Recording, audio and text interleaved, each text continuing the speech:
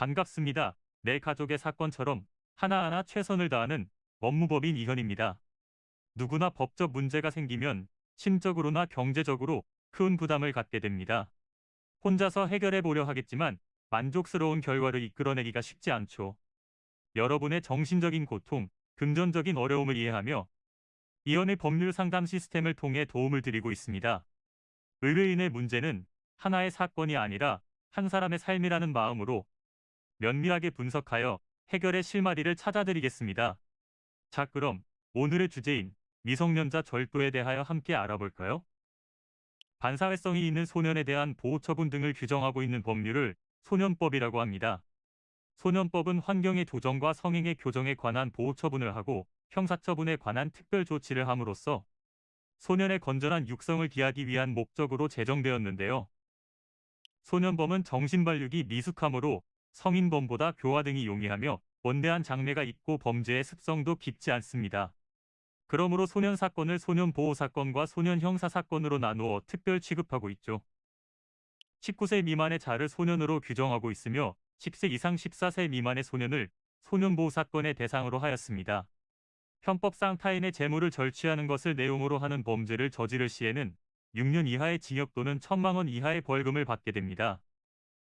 그러나 만 14세 이상의 청소년이 경미한 범죄를 저지른 경우에는 경찰서에서 훈방으로 풀려날 수 있습니다.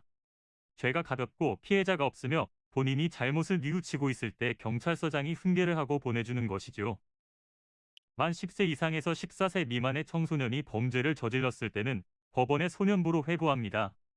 형법상 만 14세 미만의 청소년은 책임 능력이 부족하다고 보아 형사처벌을 내리지 않기 때문입니다.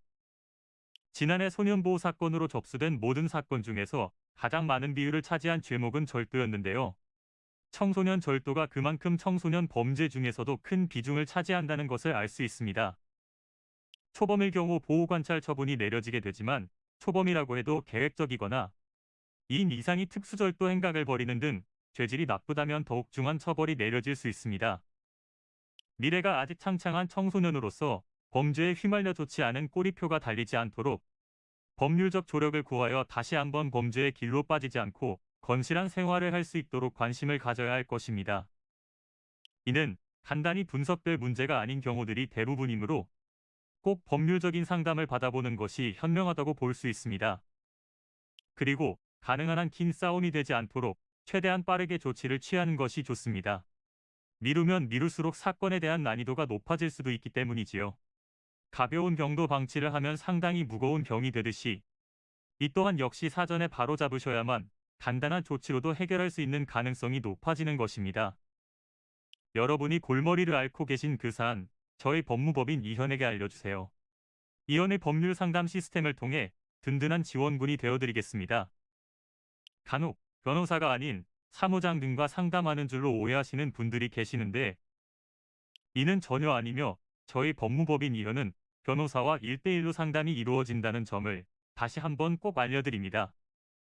저희는 하나의 분야가 아닌 민사, 형사, 가사뿐만 아니라 비송사건 등 모든 것을 추구하고 있는 종합 로펌입니다.